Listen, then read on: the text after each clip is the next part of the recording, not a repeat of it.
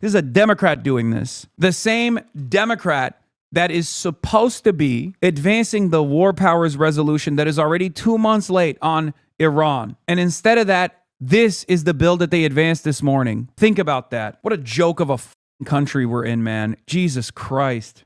A bipartisan resolution from House Rep Lawler, Mike Lawler from New York, and Josh Gottheimer from New Jersey are condemning me and Candace Owens for anti-Semitic rhetoric and conspiracy theories, and also calls on social media companies to take appropriate steps to enforce their policies against hate speech and prevent the spread of anti-Semitic content. Just understand, it has just been revealed that the U.S. has already spent at least $25 billion on a war for Israel that began by killing 100+ schoolgirls, and Congress is now voting on condemning Hasan Piker. That is unbelievable. Okay, this is sincerely Democrats openly saying, hey, guess what? We are insincere. We are not serious. We are not invested in making the necessary changes in this country. We are going to advance unbelievable idiotic distractions. Candace Owens is a malignant force, a cancerous force in American politics. This is true. Candace Owens is unbelievably anti-Semitic. Even this resolution condemning Candace Owens is utterly irrelevant right now. What the are you doing? I'm not even saying this because I agree with Candace Owens in any way, shape, or form. I do not. You guys know this already. I mean, I joke about being a clandestine operator because she's thrown a nuclear bomb in the discourse cycle around the Charlie Kirk assassination when the Republicans were clearly trying to whip up enough mania against the left, and she came in and said, no, it was Israel, and then a lot of people happened to believe her. So, regardless of my disagreements even on that front with Candace Owens, I jokingly say I'm a clandestine operator, right? Even though she's insane. But the fact that they are even writing a resolution where they put me alongside Candace Owens to say that we're both anti-Semitic and someone has to do something about it, social media companies have to do something about it, is so disingenuous, so insincere. Hakeem Jeffries to introduce amendment to remove Candace Owens from the Hasan Piker resolution. Jesus Christ. You're joking, but that would make it a reliable yes vote. That would be bipartisan. Everyone would vote for that, just so you understand. I've talked to many people behind the scenes, okay, congresspersons about when I saw this. I talked to my friends in the Hill. Universally, their assessment was obviously that this is ridiculous, right? And it's being done for donors. It's being done to fundraise. It's being done because I have some high-profile enemies, okay, that are aggressively pursuing this deplatforming initiative, and they're willing to pay for it, right? However, the other side of the story that's even more devastating about the way that the Democrats operate is the reality that the only way that this doesn't pass is not because the Democrats would protect me. Of course they wouldn't. And these are Democratic congresspersons who recognize that too. But luckily, Candace Owens is a part of the bill, and Republicans might shy away from attacking Candace Owens. Think about that. The actual anti-Semite in this resolution is the saving grace that might actually destroy the resolution's passage. This is the ultimate goal here. And here is the reality, by the way. People may look at this and think, man, this is an odd thing to prioritize while our country falls apart. But here's what's important to understand. Piker doesn't have a boss, and absent that, the smear campaign must escalate until he's not invited back by the New York Times or the Pod Saves guys. That's precisely what it is. Feels like they're noticing how effective his stumping for Abdul al-Sayed is, and now they're desperate for anything to disparage any Israel critic politicians. Yes, that is precisely what's going on. And if the Democrats don't realize the genuine threat that this constitutes for themselves down the line, if they fall into this bipartisanship trap and they go, yeah, you know what? We have some really violent people on our side as well. We got to deal with them. We got to do away with them. Then they're basically selling themselves out. They're selling their base out once again. They're endlessly manipulatable.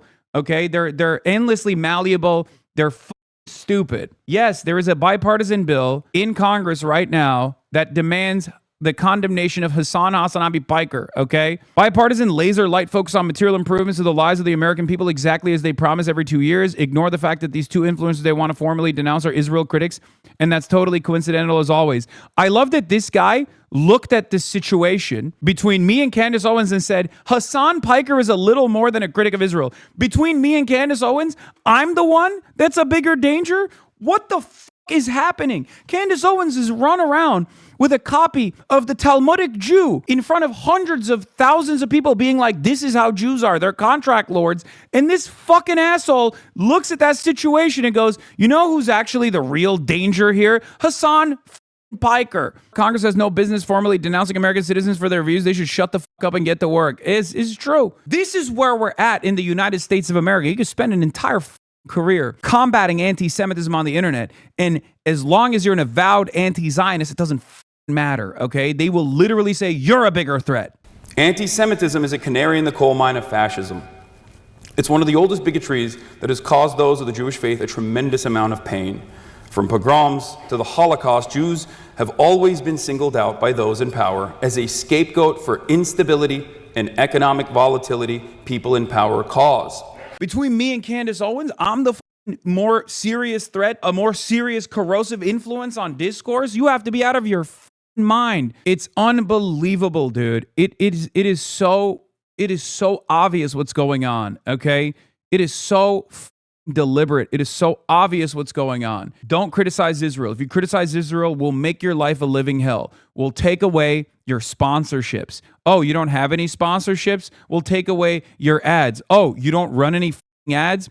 Well, we'll take away your platform. We'll do everything in our power. We'll hope that someone might get the right lesson. We'll activate a schizophrenic psycho to come and assassinate you. That's what we'll do, because God forbid you have a large enough audience and you're an avowed anti-Zionist. You combat anti-Semitism and you're also an anti-Zionist. You're a threat. That's what this is. And what these people don't understand is that I'm not alone. I'm not alone. That the overwhelming majority of American society feel this way. So you might deplatform me, you might get me killed, but at the end of the day, this problem is not going to go away for you. It's not going away. People still feel this way.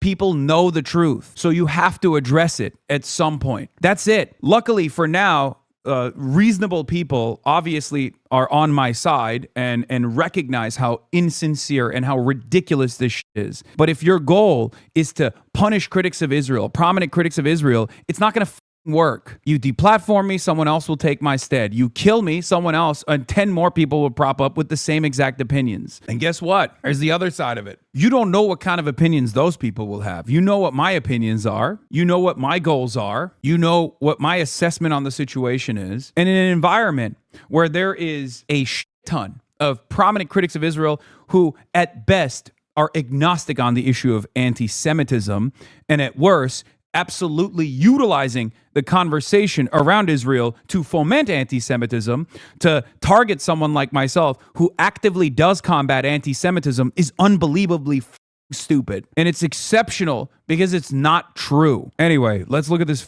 dumb resolution. In the House of Representatives, Gottheimer and Lawler are doing this bipartisan bill. Lawler is a Republican from New York. I've obviously promoted Lawler's opposition. Effie, I've had her on the broadcast. Mike Lawler is in a contested seat and is most likely going to lose that seat. He's terrified of that, so he's trying to, farm as many donations as he possibly can. The resolution is condemning anti-Semitic, hate-filled rhetoric and content disseminated by prominent online personalities, and urging social media platforms and public leaders to denounce and address such conduct. This is the resolution. Condemning anti-Semitic hate-filled rhetoric and content disseminated by prominent online personalities, urging social media platforms and public leaders to denounce. You know what? Let's look at it in this format is better. You're right. Public leaders to denounce and address such conduct. Whereas the rise of digital media platforms has enabled individuals with large audiences to disseminate disinformation, commentary, and political viewpoints to millions of viewers worldwide. Whereas such influence carries a heightened responsibility to avoid rhetoric that promotes hatred, violence, and discrimination against any group, including Jewish individuals and communities. Whereas anti-Semitism has surged in the United States and globally in recent years, fueled in part by online disinformation, conspiracy theories, and extremist rhetoric. Once again, remember, from their perspective, any kind of anti-Israel sentiment is anti-Semitism, right? So what they're saying is, the reason why people don't fuck with Israel anymore is because of content creators. They're stupid. They don't understand that it's not because of just content creators, okay? It's because people saw what Israel was doing. And then they dug deep and learned what Israel had been doing leading up to October 7th. They saw what Israel was doing after October 7th, and they could not believe the violence. And then they learned about what Israel had done before October 7th. That is the reason why. And they know what Israel is doing right now. That is the reason why people don't fuck with Israel. Whereas anti-Semitic incidents have significantly increased, including a 344% increase over the past 5 years and an 893% increase over the past 10 years.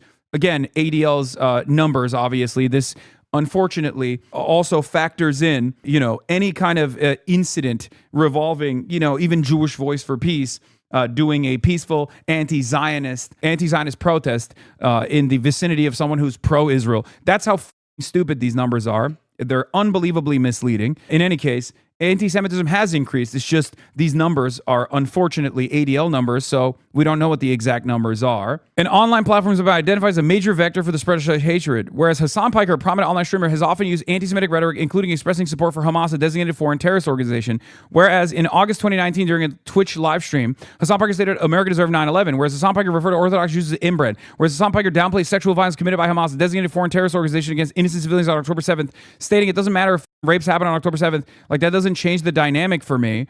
Once again, using that out of the ironic part of that is that they're using me saying the sexual violence happening or not doesn't justify genocide, by the way, which is a perfectly normal position. Okay, that's not how this works. Whereas Hasan Piker has expressed support for Hamas on multiple occasions, including April 14th, 2026, stating Hamas over Israel every single time and doubling down on claims in multiple media appearances that Hamas is 1,000 times better than Israel. Like, you can argue with me every day on whether you agree with this or not. But what you can't do is complain that this is anti-Semitic and therefore should be deplatformed. You can't, it's un-American, okay? We don't live in Israel, all right? We don't live in Israel. You can't do this. It is fundamentally against the principle of the First Amendment. This is precisely what the First Amendment is there to protect. Oh, I don't agree with this person's assessment, and therefore he should shut the fuck up. Here's a congressional mandate to get this guy to shut the fuck up. Here's a bipartisan resolution to demand the deplatforming of one content creator that Israel doesn't like. That is unbelievable. So, as you noticed, with the exception of the refers to Orthodox Jews as inbred, this is the only one that they can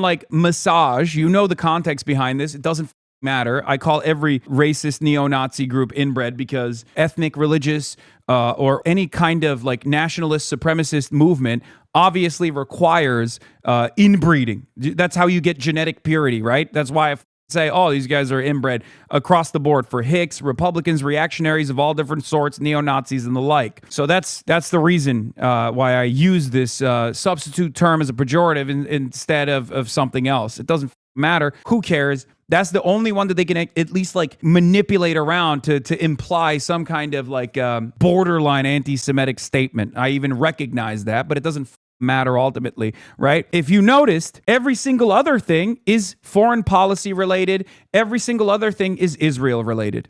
Okay, even the ultra-Orthodox joke that I made about settlers, inbred settlers, is Israel related, but it doesn't matter. Now let's look at Candace Owens. Whereas Candace Owens has employed rhetoric that has included conspiracy theories accusing Israel of controlling the United States government, promoting false claims that Jews are taught by ancient religious texts to hate non-Jews, and casting doubt on the truth of the stories of Holocaust survivors. Whereas on February 1st, 2026, Candace Owens posted on X an anti-Semitic claim that the United States is controlled by satanic pedophiles who work for Israel. Okay, there's plenty you can hit Candace Owens on. You don't have to do the highlights where, some of them are at least in the margins where the majority might agree with her, there are obviously, this is unbelievably anti-Semitic, especially this, right?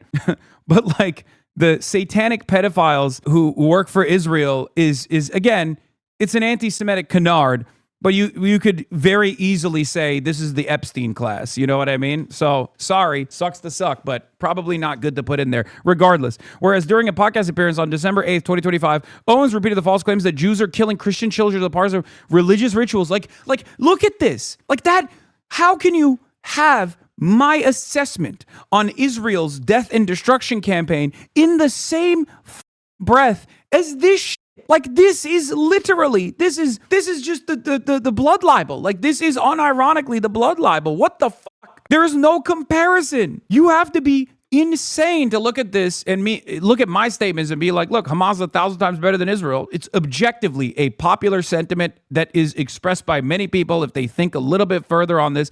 But like, comparing geopolitical assessments to literal medieval blood libel, like, what the fuck are we doing? Yeah, Jews are killing Christian children as a part of religious rituals that Jewish texts and traditions promote. The sexual assault of children, which is anti-Semitic trope constituting blood libel. Whereas in July 2024, Candace Owens called for the horrific medical experiments committed by Joseph Mengele on Jews during the Holocaust. Bizarre propaganda, continuing that some of the stories, by the way, sound completely absurd, downplaying and rejecting the veracity of those crimes. Whereas on February 21st, 2025, Candace Owens hosted E. Michael Jones, who claimed on her platform that Hollywood created the Holocaust narrative. Whereas the amplification of anti-Semitic narratives online can contribute to real-world harm, including harassment, intimidation, and violence against Jewish individuals, institutions, and communities. And whereas public officials, leaders, and technology companies have a responsibility to confront and condemn anti-Semitism in all of its forms, including when it appears in online discourse and influencer-driven media, now, therefore, it resolved. That is the sense of the House of Representatives that anti-Semitic rhetoric, conspiracy theories disseminated by influential online personalities, including Hasan Piker and Candace Owens, are dangerous and contribute to a climate of hatred and intolerance. Like, they literally slammed actual, unvarnished, anti-Semitic protocols of Elder Zion agitprop that Candace Owens is disseminating on a daily basis on her lunatic broadcast to Hasan's assessment is that Israel has killed far more people than Hamas has, and therefore is a far worse influence, a far more destabilizing influence in the region and around the globe than Hamas ever could be. That is objective truth. You might disagree with it, and we can have a conversation on those boundaries all day, every day. I can be a very reasonable person, but because they don't want to have that conversation, they just turn around and say, oh, dude, this is crazy. I can't believe you're saying these things. These are unacceptable. It's a terrorist organization. It's a terrorist organization. A Democrat, mind you. This is a Democrat doing this. The same Democrat that is supposed to be advancing the war powers resolution that is already 2 months late on Iran. And instead of that, this is the bill that they advanced this morning. Think about that. What a joke of a country we're in, man. Jesus Christ. Individuals with online platforms have a responsibility to refrain from promoting or amplifying anti-Semitic narratives. Social media and streaming platforms should take appropriate steps to enforce their policies against hate speech and prevent the spread of anti-Semitic content. Public officials and community leaders should unequivocally condemn anti-Semitism, including when it's propagated by high-profile media figures and influencers. Efforts to downplay or excuse anti-Semitic rhetoric under the guise of political commentary should be rejected. And the United States reaffirms its commitment to combating anti-Semitism, ensuring the safety and dignity of Jewish individuals and communities both online and offline. Yeah, do one on Islamophobia next. Do one on Islamophobia. Think about the amount of Islamophobic attacks that I receive on a daily basis, that Abdul Al-Sayed receives, that Zohran Mamdani receives. Are we going to do a bill on that? No, of course not, because Islamophobia is trafficked by these very same people. Representative Josh Gottheimer, famously after October 7, blamed Islam straight up with an earshot of Muslim congressional representatives, a racist monster, a ginormous piece of shit. Fuck you. Anyway, this is them waving the white flag, folks. That's what this is, okay? Here is the silver lining, if you want to know what the silver lining in this madness actually is. Josh Gottheimer knows that the information environment is uncontrollable. So they're testing out the boundaries of how much disciplining they can do with congressional resolutions like this. That's it. They're trying to see if social media companies will bite on this nonsense. They know that they can't win this conversation back, but the very least they can do is, buy and sell TikTok with the hopes that people stop saying mean things about Netanyahu and Israel, with the hopes that they can enforce this action upon Amazon and Twitch so that other content creators will think twice. Well, fear not. Most content creators are cowards anyway, okay? Don't worry. They're already worried about their corporate sponsors. Don't worry about that, King. I guess that's the real problem. It's because I don't have any corporate sponsors. The real problem is I'm not beholden to any corporate interest. I'm not controllable. You have a platform of this magnitude, of this size, and it's not controllable by the regular groups that have some semblance of influence over most people, because most people want to make money, okay? When they see someone who goes, no, I don't want that. I just want to say the truth. I don't give a shit. I'm backed by my fans. They lose their minds. They don't know how to deal with it. They're like, whoa, this is dangerous. That's what it is. Fox News, that has not spent a fraction of the time or energy focusing on the Epstein files,